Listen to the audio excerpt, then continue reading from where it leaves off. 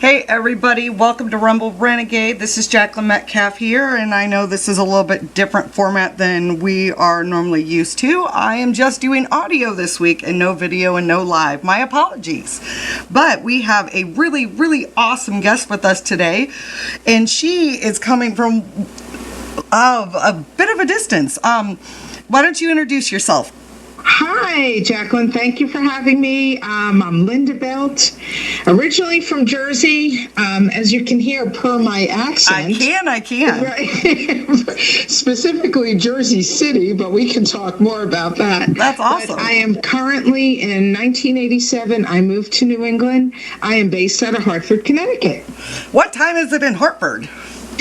Same as yours. Oh, okay, so you guys are in the same time. Awesome. Yeah, we're in the same time. We're same as Indiana. Awesome. Every episode we start with 3 randomly drawn questions, and you weren't here, so I drew them for you. Okay. And we have the rules are you have 3 questions. You can opt out of one, but you need to answer the other 2. Okay. So do you want me to read one question at a time, or do you want me to read all 3 to you first? Do you want to read, what do you want to do? I mean, it's your show, your call. I'm going to let you lead. Do you want to do all 3? Okay, why don't I just start with one, and if you don't want to answer it, just say pass. Okay. All right, so what is the biggest failure of your life so far? Ooh. I'm putting you right on the spot right away. Got it. But can it be? I'll answer that. But is it okay that I have since corrected the failures? Oh, absolutely. A bull should be my spirit animal because I was terrible at seeing the red flags coming in relationships. So my failure has been my picker was off. Right. From my husband to boy, except currently, and I finally learned. So that was a failure. I mean, like I said, waving red flags. Right. But, right. Right. You sound like every woman that's hit the dating scene all their life, right? Right, and I was married 23 years. Wow. I was married 23 years, and it was post-divorce. I had a relationship for 6 years, and, things are going to get better. A Midwestern guy, yeah? Wow. As a matter of fact. Shout out to the Midwestern. Awesome. Shout out to the Midwestern gentleman, but, oh boy, like I said, I might as well have been a matador. I saw the red flags, waving, blatant, clear, and still, he'll be different, one of those. So my failure was my picker was off. Big time. I don't blame you there, honey. I since jumped the fence. I don't even play with them anymore because I'm so bad at picking men. All right. I gotten better. I'm in a good relationship now, so I got better, but it took a while to get there. Well, then I'm going to hold out hope, and all of our female listeners are going to hopefully hold out hope that the right one's out there. So, but I can just tell you something about that, Jacklyn. What's that? It's called leaning back. Lean back so far you'll tip over. Do not chase. Do not do not force something that's not supposed to happen, because the minute you do that, that's when your picker is off. Let them choose you. Honest to God, I'm telling you, it sounds like the craziest advice, but that's what I finally did. Do you hear that out there, ladies? Something you can't. Really? Right. Do you always, I hope all these ladies are hearing it. You cannot chase him down. You cannot go psycho mode, or you're going to find the psychos. No, and don't try to go after someone who doesn't want to be chased. Forget it. Let them, I'm telling you, lean back so far you'll tip over. I'm too lazy to chase. Yep. Let them. The only man I'll chase is the guy driving an ice cream truck. That's it. Nice. That man I'll chase. All right, I'm with you. Another guy? Nah, not happening ever again. Nope. Okay. Well, we're going to move on to question number 2. Yes, ma'am. All right. What would you find the hardest thing about being in prison if you had to go? That is simple for me. All right. Why? Why? I'm so claustrophobic Just the thought, I just cringed at the thought of that. Jacklyn, I will never commit a crime because I'm claustrophobic. Is that like the wackiest thing?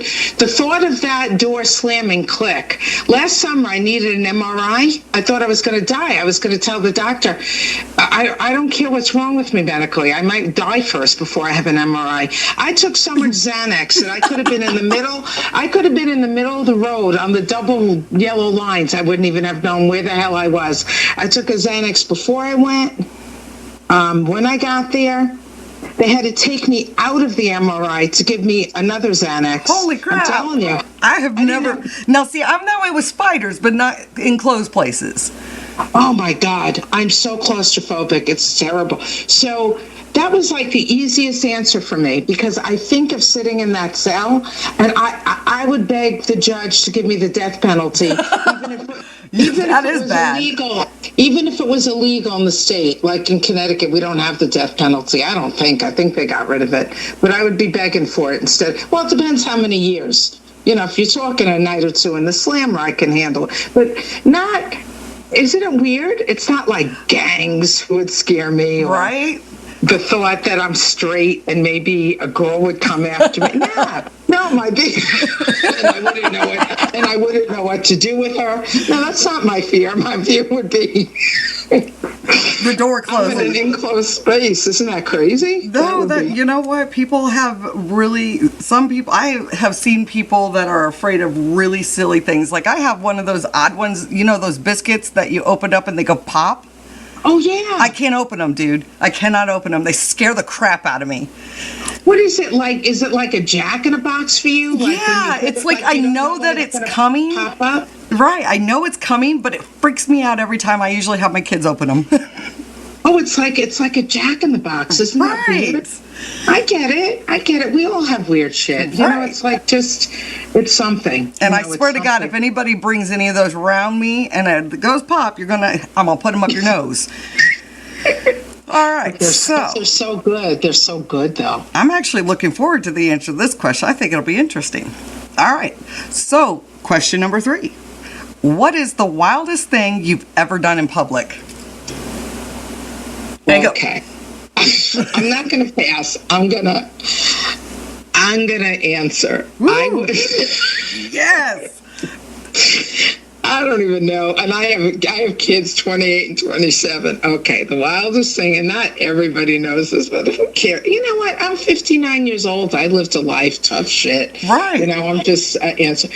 Okay, when I was maybe 18. Oh, that's a long time ago.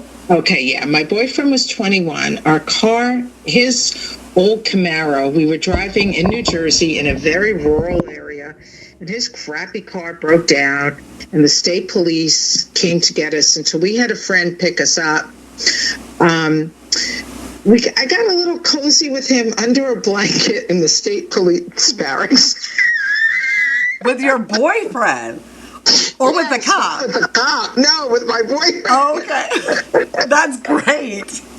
Now, you were living adventurously. That's right. While we were waiting for a friend to pick us up because we couldn't get home. We were in this rural part of the state, and we lived in the city, and we were probably an hour from home, and the car broke down, so we got towed. The state police they were sweet. They picked us up, and while we were waiting... Yeah, it's not like you had anything better to do. Exactly. You see, I'm just going to go under this blanket right now. Hey, you know what? We all got to pass the time, right? That's right. So, and that was public. That was public. You also give us a new meaning to in the moment. In the moment, Yeah.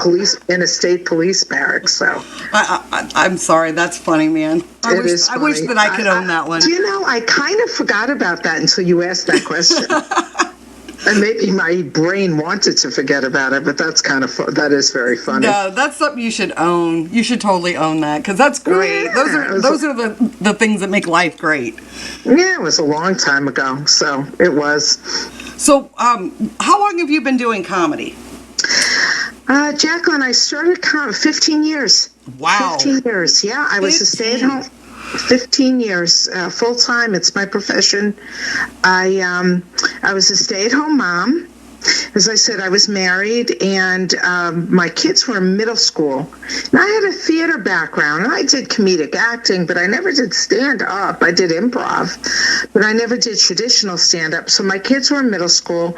I had been a stay-at-home mom, and honest to God, it was a moment of I have to get the hell out of the house and do something after being a mom, stay-at-home mom all those years. And I had a friend in town who she had been a comedian, my friend Barbara, and she was more or less retiring, and I was beginning, and she ran she had an open mic in town, and I went to one of her open mics, and she had 6 open micers, five guys, 1 woman, and the 1 woman was so bad that I said, on the worst day of my life, I have to be funnier than this. Nice. And that's what prompted me to try. And were you? Hmm?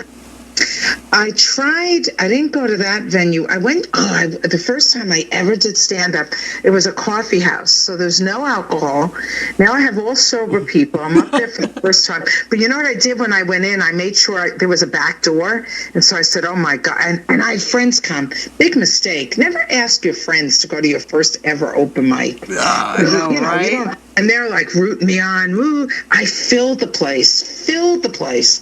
And I go in and I saw there was a back door, and I said, oh, thank God. Because I said, if I suck and I bomb, I'm out that back door. But then I have to face my friends after this. I think they told me to do 3 to 5 minutes. I think I did 15 minutes my first time. Really? Yeah, and I don't even remember what the hell I did. I think I just wrote some material, and it got a little ranty. I look back now, I was awful, but I thought I was like I'm great. Yeah, I'm great. And so I was with a girlfriend of mine. My friend Helene went with me, and we're in the car. And she goes, your life is never going to be the same after tonight. And I said, what are you talking about? She goes, you don't even know it, but you were really good doing that. And you were really natural. That was like home for you. That's where you belong. The theater in you came out. And she goes, your life is never going to be the same. She was right. It became my career. Did you dive in head first from that moment on? From that moment on, I just kept going, open mic. I kept hitting it. I thought I was good. I look back at video now, and I was like, whoa, what the hell was I thinking? That was a WTF, like, oof, what the hell was I thinking?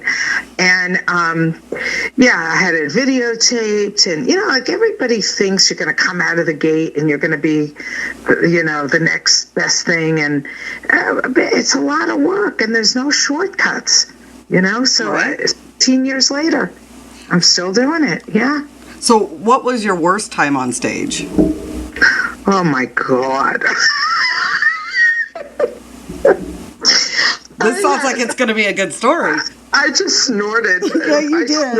If I snort, that triggered a memory. There are so many in comedy. There's so many. I think it had to be, so I'm Jewish. I got hired for the synagogue, and those gigs are very specific. I can do them now, and I'm great at them because I can work clean. Mm-hmm. I can tailor an act. I do a lot of private events now.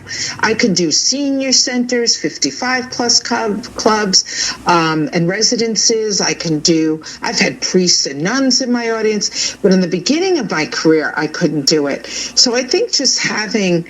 here I was, this Jewish woman, and because of that, I'm hired to work in this temple, and I just had these, 80-year-old Jewish women who couldn't hear me staring at me, and just, moments like that where you just want to die, you want to crawl out of there, and you're like thinking you're wonderful, and that's the moments where you go, you don't know what the hell you're doing. So early in my career, I had those moments. I had one where I was more experienced at this one. This was another private event where the guy hired me for his mother's 80th birthday party, and he asked me to come in dressed in a white blouse and black pants. And I'm like, what? Like, who the hell asks a comedian for a uniform? Right. You know what I mean? Like, I could see you're going to dress nicely. Like, in other words, if I'm going to be in a beautiful venue, I'm dressing like my clients are going to be dressed. I don't go in with jeans and sneakers because I don't dress like that anyway on stage. Mm-hmm. But he asked because he wanted me to pretend like I was with the caterer. Okay. To mix in, and so for her to think I was with the caterer and to like hide that I was a comedian. And then after I announced the menu, it was the big reveal. And I remember going, how much am I getting paid for this? Because this crap isn't worth it. I mean, just these gigs that you find yourself in that now, 15 years later, I would have been like, no, I'm not doing that. No, I'm not doing that. But in the beginning of your career, you think everything is this wonderful possibility or this opportunity until you get to a point in your career where you're like, nah. I don't have to do that anymore. I don't have to take every gig. Oh yeah, I've had some doozies. Oh my God. I've had the gigs where I show up and the people are eating and I wasn't told I'm performing during lunch. And I'm like, what do you mean I'm performing during lunch? You have a room of 100 people and they're at round tables, which means 50 people have their back to you. Right. And then they're like, oh, can you pass the rolls? I can't compete with food. Well, as long as you're not dodging the food, I think it'd be all right. Right, but I can't compete with it. Right. Like these people are eating, they're not, and then they go, oh, that comedian they had sucked. I didn't suck. They were just too busy eating. They weren't listening to me. But these are so what's so weird about that, Jacklyn? That shit like that is what's in my contract now. Wow. Like there will be no food service during my performance. Interesting. Yeah, seriously, it changed over the years. All these mistakes, all those gigs. Oh, I had the gig in Kentucky where my stage was a pool table, and they just that's great. And they just put a piece of plywood over the pool table, and my steps up were 2 cinder blocks. Oh my God, that's great! I wish I'd seen that in video. Oh, that one was great. That one was hilarious. So yeah, I've had some real doozies, but looking back, that's what makes you a great performer, and you learn to adapt. I've learned how to switch up an act if set A isn't working, how to go to set B.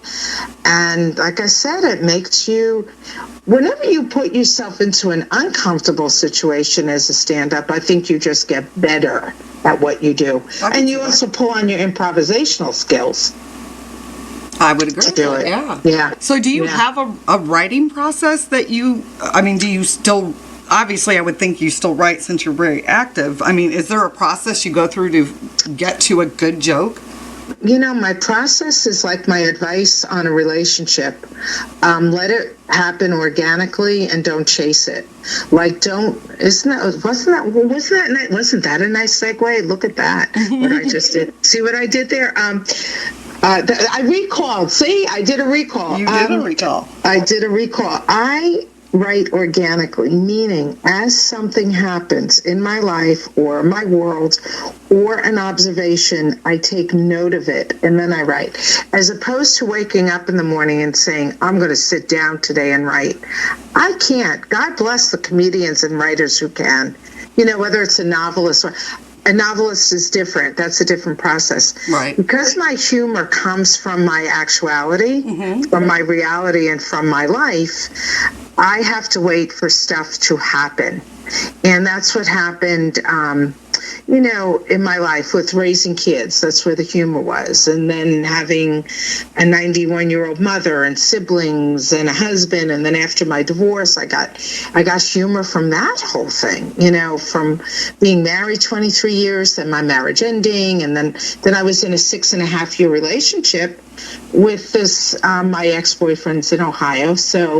And that's what brought me to your area a lot. I came out to the Midwest, but I was still in a long-distance relationship. Yeah. Those kind of, this is what created, even flying out if something happened at the airport. I don't mean hacky airline jokes like, about those peanuts. I don't mean shit like that. I mean, it's just interactions at an airport and traveling and getting there and delays and... just observation. Observation and coming out to the Midwest, because here I am, this Jersey girl, I'm coming out to the Midwest and, working out there was different. And I was seen as this novelty act out there, because the minute you are from the Northeast, it's a different point of view. It's and I have a different accent. It's a novelty act. And then being involved with somebody, his family was a little rednecky, not a little rednecky, very rednecky. Like he had the cousin who smoked with the oxygen tank, and nice. How come you don't want to visit her today? And I was like, I don't know, I don't feel like exploding today, if you don't mind. He was just waiting. He was waiting for his failure to launch. He was waiting for his trip to the moon. I would be like his redneck cousins. I'd be like, I can't make this shit up, right? And that's when I started writing about that. Like this northeastern Jewish woman dating this rednecky guy, and the difference in the families, and I mean that's funny.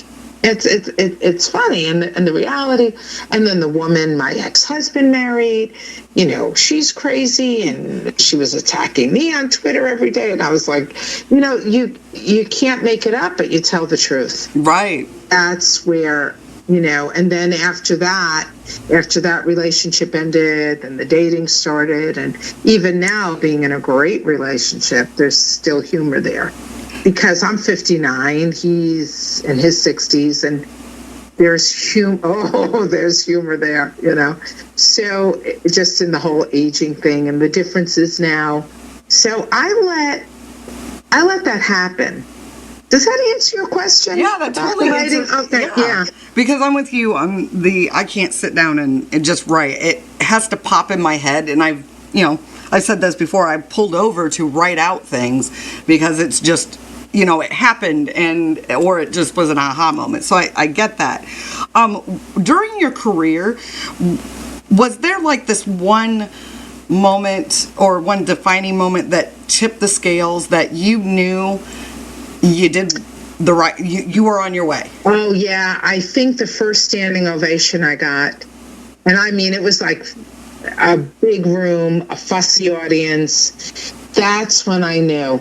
I said, because people don't usually stand, you don't usually get a standing ovation as a stand-up comedian. Right. You go to the theater, I think it's pretty common now, like everyone's, the actors, I go to theater a lot because my background was theater, and I have friends, and, my son is going to be in a play, and he's down in Baltimore, and both my kids did improv, and they were in the improv troupe in high school and all that. And I see that a lot now. At the end of the play, even if the play is shitty, they're like standing for the actors, because they know you can give an actor a shitty script, but they're still going to be a good actor, and like your kudos, yeah. And I think standing ovations are so common, but they're not common for comedians. Right, I would agree. I don't think and they happen for me, and they happen pretty frequently, and I don't know if it's just that trend of we'll stand for the performer, but I think at that moment, I think people realized, wow, what went into the act, what you do. I do 45 minutes or an hour, and then the feedback is usually, my God, you don't have notes, how do you remember that, how do you but we know our act, it's our baby. You wrote it. We wrote it. I know my act, and sometimes I veer. I don't always stay so on script, because, as you know, somebody in the audience can yell something out, and I don't mean a heckler. Right. I mean, how when we do a joke, they're just adding to it. They're not heckling. They're just adding to it. Right. They're adding to it, or they'll go, yeah, that happened to me, and you're like, oh, what? Yeah, and then it just takes your act in a little different direction, and so you go off this script a little, or you go a little all over the place, and so that's where it comes into play about knowing what you're doing, and I think people appreciate that. I think people appreciate that we have that ability on stage, that we don't have a script. Right. We're not being directed by an actor who goes, roll camera, and we're also bearing ourselves. Right. We have a persona. My persona on stage is much harder than the real me, but that's the persona I created. Yeah. And do you have a persona too? I do, and that's actually something that I have recently noticed, is that a lot of comedians that hit the open mics and they only interact in that small window, they come to just assume that what they're seeing in on stage is who these people are, but that's a product. And my on stage is completely different than who I am as an actual person. Right. I'm the same. Right. I mean, what you see is what you get. My friends and family and those close to me going, yeah, you're pretty close, Lindy. You're pretty close. But it's a harder persona. Because I have to create that Linda. Because that Linda is the one who has to get on stage. Well, I was going to ask you, given the fact that you've been doing comedy for so long, what part of being a female has that played into it? Has it made it harder? Has it made it easier? Great question. I think creating that harder persona has been a result of being a woman in comedy, because, my thing about comedy, this is just my opinion, and for those listening, and you also as a comedian yourself might disagree with me, but I think comedy is three things. I mean, it's a lot of things, but if somebody had to ask me, because there is no formula to what we do, right. I say it's persona, timing, and material. Because without timing, the persona you create, I think, has to be likable. Even if it's a likable schmuck, or it's the likable asshole, or the guy who, you still have to be likable. Right. Even if you're a hard character, the audience still has to like you. And women have a shorter time frame, in my opinion, to like guys, people they'll give them 5 minutes. Women, I feel like I have 60 seconds. Good as to whether the audience is going to like me or not as a woman. The audiences are very, very hard on women. So I feel there's persona, timing, material. Like, you ever see someone who has mediocre material, but their timing is so good, they're working because people just find them hilarious, and you go, well, their jokes are, are right. Well, and that was the other thing I was going to follow that up with was, how do you think that maybe crowd work has a lot to do with that? Because if you're engaging the crowd, do you think that has an effect on how you come across to an audience? Yes. I might start a little bit with crowd work. I do engage the audience immediately when I come out, unless I'm in a showcase. Because if I only have 5 to 7 minutes or 7 to 10 minutes, if I'm showcasing, or it's a television set or something like that, or you cannot, a tape set, you don't have time for crowd work. I don't even come out with, how are you doing tonight? I just did a comedy festival, and I saw everybody coming out with, how are you doing tonight? To me, why are you going to waste a minute of your 10 minutes going, how are you doing tonight? So valuable information. I get right to it, and I come out with my first joke. I mean, I know I'm going on a tangent here, but I'm going to go back to what, you were saying about the crowd work. Yes. And if you engage them in a fun way, they love you from the beginning. If you come out as fun and not attacky, because I feel the comedians who attack are like, ooh. So as a woman, I feel we walk this fine line of, we have to be likable. We just have to get the audience to like us sooner. And it's not fair. It's not fair, but it just is what it is. Right. And I do feel like I've had to work harder as a woman. I feel like I've had to prove myself. Like with the guys, when the guys back each other up and a guy's booking a club, and a comedian will say, oh, my buddy's going to give you a call. And they go, okay. And then when I've made the same phone call, they're like, I need a video. You have to come in and do a guest set. But I notice a lot of the times they weren't asking the guys that over the years. So do you think it's still a boys? Would you say not a doubt in my mind? Not a doubt in my mind. So, what would you give advice to? Like myself, I am very green, or any other female comedians, because obviously we're starting to come up in numbers in the. Yes. Thank God. Right. So. Thank God, because we need a different point of view. But how do we combat years and years of the boys' club? What I've done, this is the only advice I can give women. First of all, I want to say that I go out of my way to mentor women, when I see the younger women, again, I started at 44, Jacklyn. I started older. And that put my mind in a different place. I wasn't a young woman in my 20s having to put up with that nonsense. And I think I was able to, blaze my own path a little differently because I had a lot of confidence. I was a grown-ass woman coming through going, you're not going to talk to me that way, and that takes confidence. And I could see, so when I see, the women coming up, if I go to a mic or like even at a comedy festival, I was watching a lot of the women, I'm delighted to mentor them. Or if they live within a couple of hours of me, I book a theater and I book 6 shows a year that it's a 2-headliner show, but I'm happy to give a woman a guest spot, 7 to 10 minutes to put her on, because if the guys aren't doing it for us, we need to be doing it for others. So I ask the other women, if you're in a position to mentor the other women or give them stage time, please do so. Help the women along. Don't be jealous. Don't be petty, because there's also that aspect of the women not helping the women. Right. But the guys don't do that to each other. Right. And, that was something that that has come up before. There are bookers that will only put a couple of women on a show.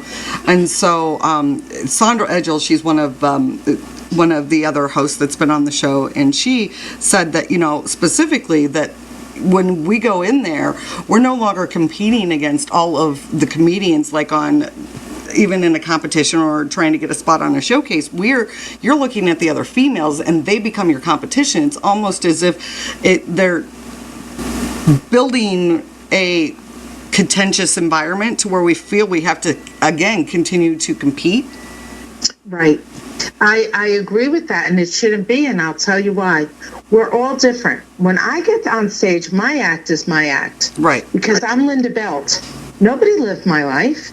I lived my life. So my jokes are going to be different than yours. Because, I'm very high energy. The next girl might be deadpan.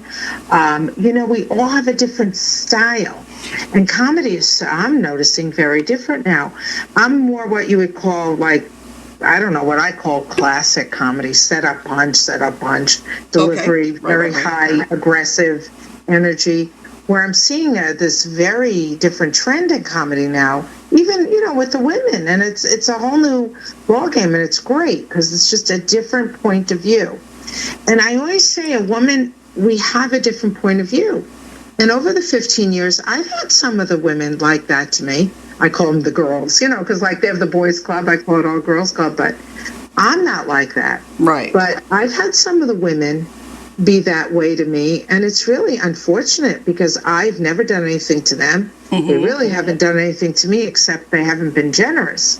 When I say I'm generous, like if I'm booked, I get a call for a gig and I'm booked, I don't turn around and say to the client, well, I'm booked, forget it.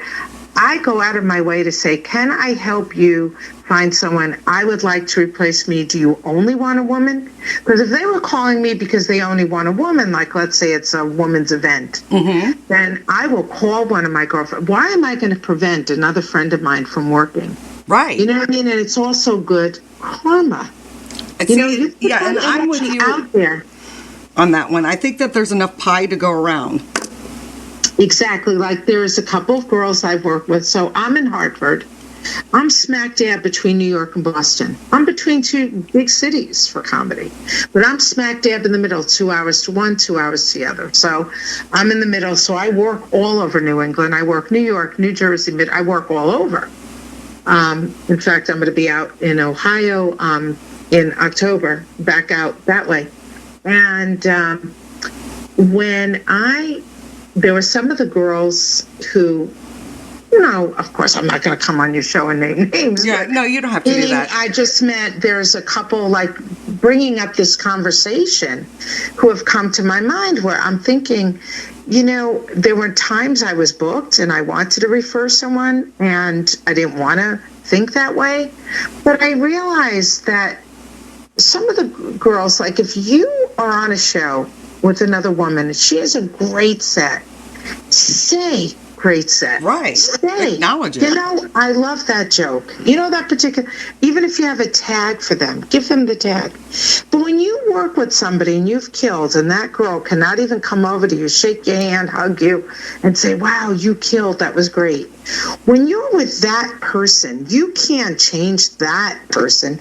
All you can change is how you react to that. Correct. And I would tell people, still be generous, still be kind. Don't let those people get to you and make you bitter, because this is an industry that will eat you up and spit you out. And you can get very jaded and very nasty very, very quickly in this industry. Mm-hmm. Because, you know, I've been doing it 15 years, and there are girls who came up after me who got, Leno, or they got David Letterman, and these were girls who were doing open mics when I was working. But instead of getting all like, how come she got it and I did, I don't go that way. Right. Their path was different. They were different. Their act is different.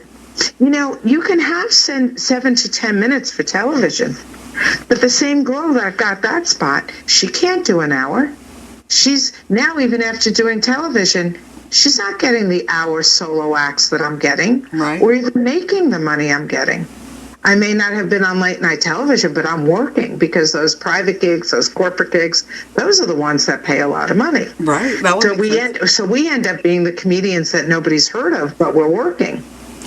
Which is interesting, because of the fact that even if you're not like Netflix special or any of that, you are still doing exactly what you want. Even it's just a different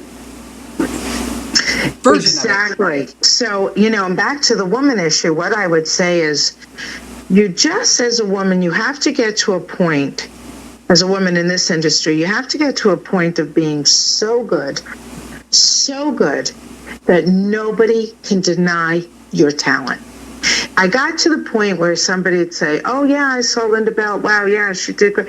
You know, you want to get to the point where your name is associated with being funny and being professional.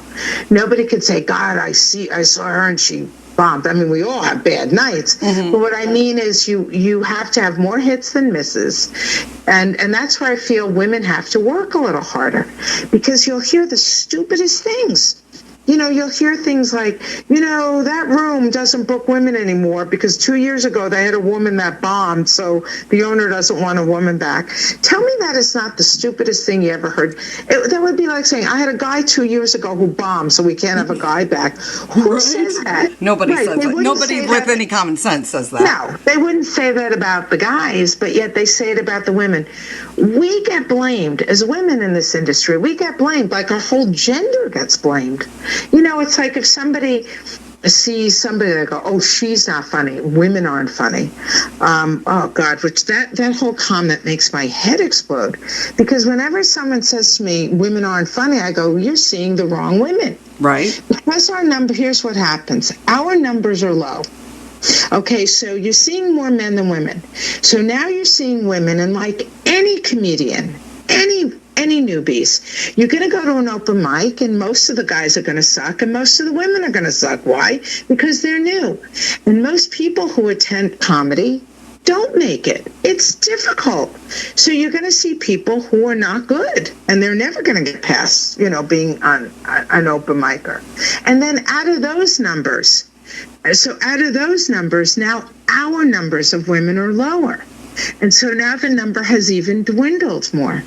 And then of the women who are good, who are supposed to move forward, now you have the clubs who won't book them because of the preconceived belief and notion that women are not funny. So there's so much stacked against you, and then it turns into the bar is set so low that if a woman doesn't bomb, she's getting booked, but she's not funny. Right. And then the audience leaves going, wow, that woman sucked. I told you women suck. I told you women aren't funny. And it's because the bar was set so low that if a woman doesn't bomb, she gets booked. And so this is where it becomes this stupid vicious cycle of this belief. So whenever someone says to me, "Oh, women aren't funny," I go, "Well, you're seeing the wrong women. You're seeing the clubs that don't give women a chance. How are you going to see the women if you can't get booked?" Right. So I tell people that if you're going to a local club and you see there are no women, tell the club owner. Tell the, you go on a cruise ship, people say to me, "I never see women. I'm on Carnival. I'm on Royal Caribbean. I'm on Norwegian Cruise Line. I go to the comedy shows, Lynn. I never see women." Good. Then you call the office and tell them there are women in comedy, and why am I not seeing them? Right. Do you not hire women? People need to speak up for the diversity in comedy, because if you or an average person going to a comedy club, what are you going to think comedy is? You're going to think comedy is all 35-year-old white men. Yeah, pretty much. Just another white guy. Yeah. Right. That's what you're going to think comedy is. And you walk away with that. So, yeah, it's still a tough one for women. I would be lying if I said it's not. But I'm at that point in my career where if somebody doesn't want to book me because of that, or they don't want to book me because of my age, because they think, "Oh, I'm irrelevant and it's all millennials," then you know what? That's their issue, not mine. And I just let it be their issue and not mine. I don't get angry. I just concentrate on who does book me. I don't waste my time on concentrating on who doesn't book me. I concentrate on who does book me. Right. I agree with you. So you have to change your mindset. The rest of it's just a distraction from the goal. Right. So, exactly. You had said that you work clean, and I know that I can. In a club, I do not. Okay. If you give me uncensored, yeah. I absolutely will work uncensored. And listen, I'm a Jersey girl. That F-bomb will float out of my mouth. I'm not in every other word, and my humor's not raw, but am I off color? Absolutely. When I'm uncensored. And I was talking about the ability to work clean, but I don't if I don't have to, no. I'm with you on that one. Yeah, because when people go into a comedy club, Jacklyn, don't you think they've checked that at the door? Oh yeah, you're expecting inappropriate. Right. At least I would expect it. Yeah, I mean, and comedy is so subjective that my feeling is either I like the joke or I don't. It could be clean, it could be off color. Who cares? If it's funny, it's funny. That I would agree with. Yeah, that's how I feel with that. I feel people check that at a door to club, but a private event, when I have a contract that says I have to work PG-13, no adult language, then I either as an artist have to make a decision to accept that or I don't. And I will accept the censorship. Listen, I have that with politics now. A lot of these private events, you can't do any political humor. See, I stay away from it altogether because it's so contentious that, you're going to offend somebody. Yeah. And you're not supposed to alienate your crowd. You're supposed to bring them in. Yeah, you and I are on the same page with that. I don't do anything political. I can do 45 to 60 minutes, not a mention of it, because it's divisive, and that's not where I want to bring my act. Right. Unless I was asked for it.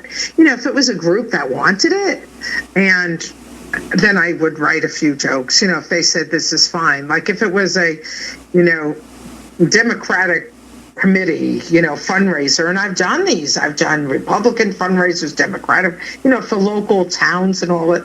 And I've arrived not even knowing, I go, "Oh, that's what this is for?" And I'm like, "Oh, I better not say." Right. Clear. But if they wanted it, I would, But yeah, that's the story on that. I agree with you. So, do you? I'm going to change this right on up on you. Favorite sex position. Your show. You go. So, you got a favorite sex position? You don't have to actually answer that. That's a joke. I do. Well, if you would like to answer it, please. I do. It's whatever I can get into without my back hurting. So that's probably a good idea. Yeah, at my age, but I practice yoga, so I'm pretty good. I like to mix that up a little. Yep. Yep. So do you incorporate that into your, not doing yoga, but comedy? Do you incorporate that into your do you incorporate yoga also?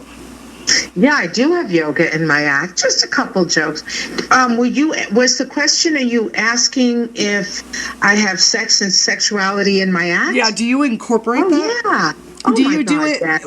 Is it more of like a innuendo, or It's is it just innuendo.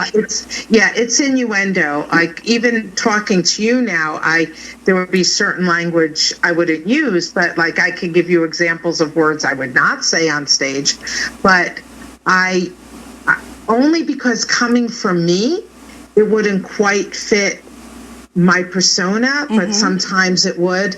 And sometimes when I use really off-color language, it's just repeating a story, or I'm repeating what somebody else has said. right?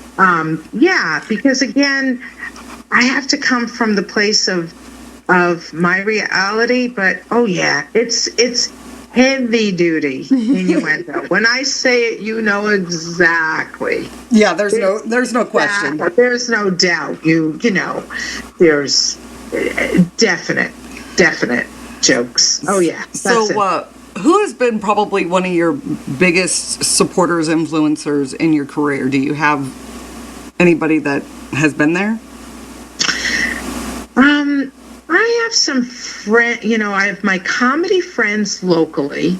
Like I said, you have to remember, I didn't start in a city. Like everybody in Connecticut, they were always like driving down to New York. I got to go to New York. I got to go to New York. It's so weird. I got better good. I got better good. Listen to me. I got better good. What the hell? I haven't even had my evening wine yet. I was getting ready to ask you that. I was ready to go pour a glass of wine while I'm at my my lovely BF is downstairs. He's downstairs making dinner. Lucky woman. I know. Oh my God, Jacklyn, he bakes. Homemade bread from scratch. You better lock him up. I might come all the way out there and steal him up. I know. Oh, he might like that. Wow. I have to discuss your position. He has homemade bread tonight, but anyway, I was saying I think I got better faster by getting more stage time out of the city. Why do you think that? Because if you go into the city, you're limited on the time. And that's why they go 5 different clubs a night in New York. Right. They'll do like 6 o'clock show, the 8 o'clock show, the 10 o'clock show, the midnight show, and they go from club to club to club. Being able to get more time was so important because I was able to develop a joke. Like if someone gives you 10 minutes instead of 3 minutes. Right, that is so true. I have more time to develop the joke. I have time to add on. I have time to do taglines. I have time to develop what we call, a bit. I have time to develop that. And that's where I think I got better faster. But unfortunately, there are no shortcuts. When you know this, Yep. When the first like 45-minute set I did, let's say, earlier in my career, that took me about 5 years. Interesting. 5 to 7 years before that was truly a closing set. Yeah, see, and I've got one that it started out like 4 pages long, and it got cut down to 3 lines. Yeah. That was the only useful part that actually hit. And so I get the whole whittling and rearranging it. Right, because we have to. We don't have the time. It's taking the words out. Or do you ever work on a joke that you think is so hilarious you crack yourself up? Yes. And then you go out and take it for a spin. And it sucks. And it's like, and it's falling flat. And you're like, what the hell's wrong with this audience? Yeah, I've got a chicken nugget one that I just can't seem to let go. But It is never done well, ever. You know what it is? It's like our babies. They're like these jokes are like our babies. You know, we want them. And then you'll have the jokes that you think suck, but the audience likes them. Right. And it's like, and then I have jokes like that get an applause break. And it's like, I want to like spank these people. Like, that was bad. I don't like that. You know, it's like bad. You want to spank them for liking the joke that you didn't like. You know, it's like. Now I have to redo this terrible joke that I don't like that you love. Right. Or when you have a premise and you know the premise is killer, like, but you just are working on getting it worded correctly. And then the punchline. Like, for instance, example, because it's like you talked about the writing, I was dating somebody for 8 months, and then he broke up with me because his divorce wasn't final and he wasn't ready. Again, the whole back to my picker was off, right? Mm-hmm. And then he died. He passed away. And he died. It was sudden and unexpected, but he actually called me 2 months after breaking up with me. In 30 hours, he called me. He died. So I wanted to do this joke about guys rather die than reconcile with me. Oh my gosh, that's great. Which is so hilarious. It is beyond hilarious. But my audiences were getting very uncomfortable with this joke because I think it was the notion of somebody dying. It was this dark humor. And I've been working so hard on giving... I get it, and I think it's funny. It's funny. It is funny. When you have dark humor, you have to give your audience permission to laugh. Right. They almost feel guilty laughing at it. Yeah. Which is unfortunate because it's just so deep. I think sometimes people forget that comedians take all of the shit we go through every day that we hate, and we give you an outlet to laugh at it. Right. And I finally got that joke to work when I set it up right. When I set it up right, I finally got people to laugh because I just had I can drop the F-bomb on the air. Oh, absolutely, you, right? yeah. Oh, right, because I wanted to ask you, right, because we're not like FCC, you know, all rules here. I'd say, my God, my love life was so fucked up. You want to hear fucked up? Like when I said, this is fucked up, a guy dies, he'd rather die than... When I said it like that, I had to keep saying my love life was fucked up. Do you want to hear fucked up? When I said it like that, the setup like that is when the audience finally laughed. Okay, I can see that. Before that, it sounded like too serious. Okay. Like I had to make a joke about things were fucked up before his death. You know what I mean? Right. Like breaking up with me, calling me back, and then dying. Like, that is fucked up, you know? Right. So, I'm going to have to agree with you. That's pretty fucked up.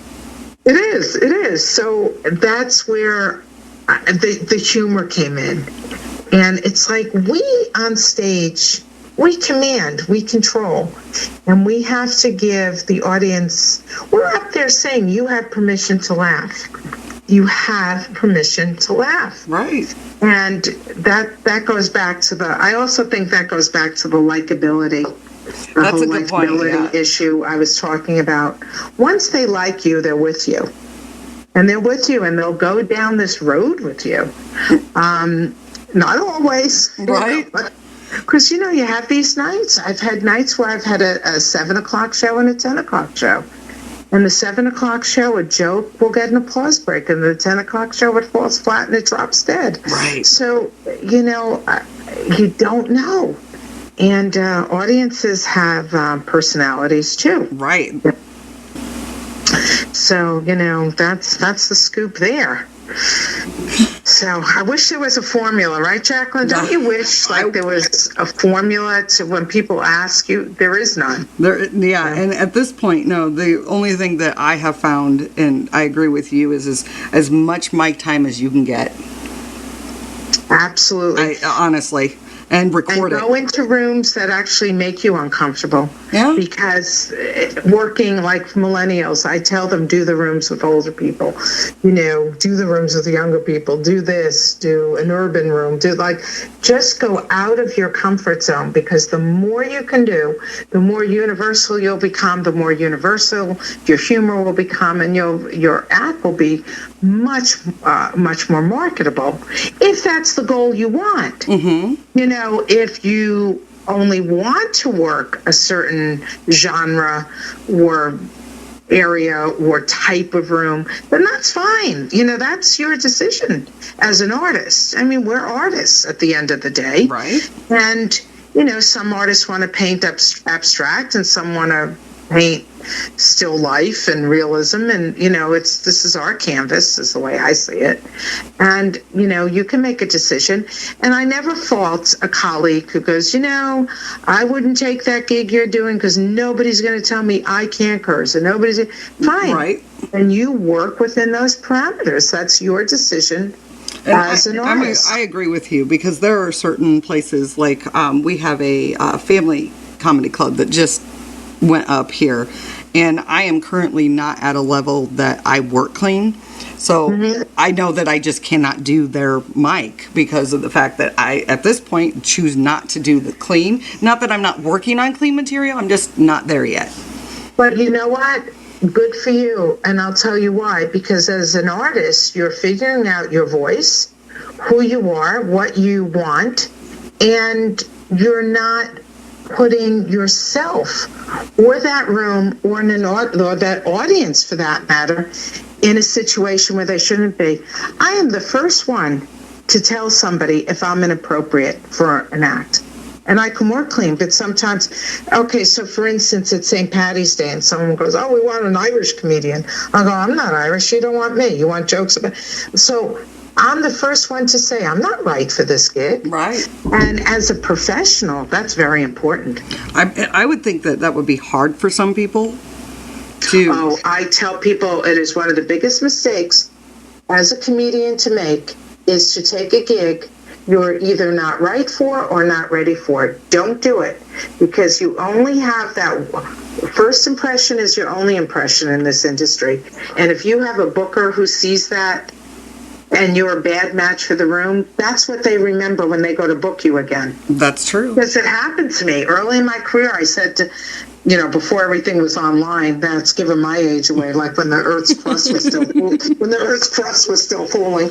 I sent video. You had to send a DVD. I mean, boy, was that something or what?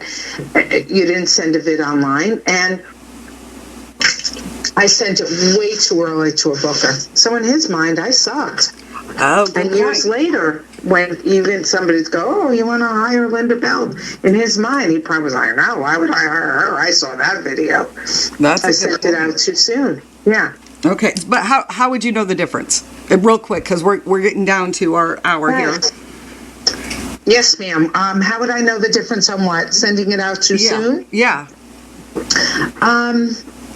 Make sure that it's a good video, people are laughing, it's professional, you don't send an open mic, it should be in a great room. I mean, it doesn't have to be professionally videotaped. I mean, there's nothing wrong with your friend taping it. But I've seen people send out vids where people aren't laughing, it's just a shitty tape, and, you have to have a good amount of applause. You don't want to send out a video where you're going, hey, people, that was funny. What the fuck's wrong with you? I've seen videos like that. Mm-hmm. What do you mean you're not laughing? The videos where it's clearly not a great set. And I tell people, don't put that online either. Yeah. Don't put that online, because that's what people are seeing. Don't put your videos up there until you're ready. It's got to be a good established set, which is just going to come with experience. I think so. I made a mistake. Yeah, I made a mistake of being in my open mic days and putting video out too soon. But hey, I took them all down. I was like, yeah, I'm just not going to put any out there. Yeah, and the ones I have on my website, those are solid videos. They're great. They're good videos. I have interviews. But I'm doing it long enough. I'm doing it long enough that if I know the difference between that and a crappy, I know when I have a crappy set, and it certainly wouldn't go up online.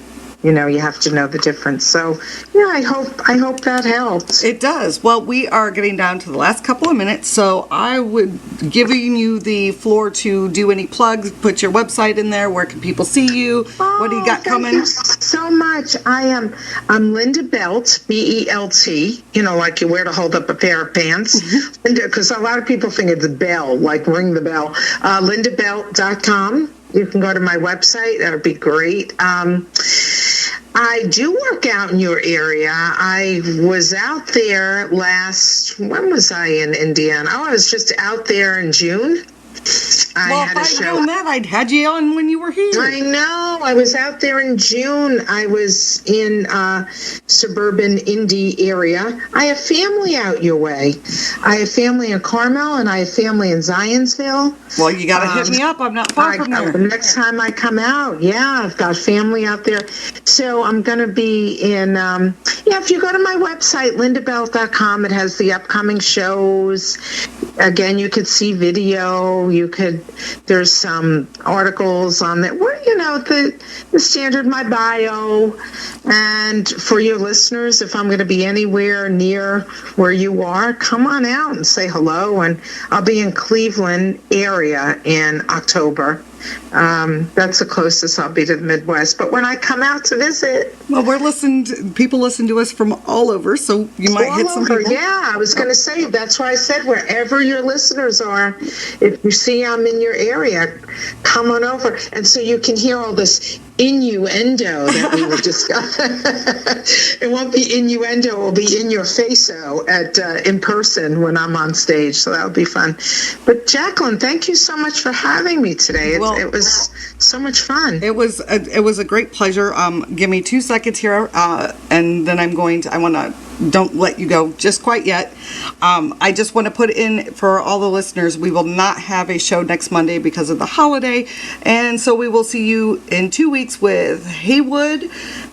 And I will also put her Linda's website in the comments below. And again, if you like us, like our page, follow us on Spotify, YouTube, Instagram, Facebook. You guys have a wonderful day.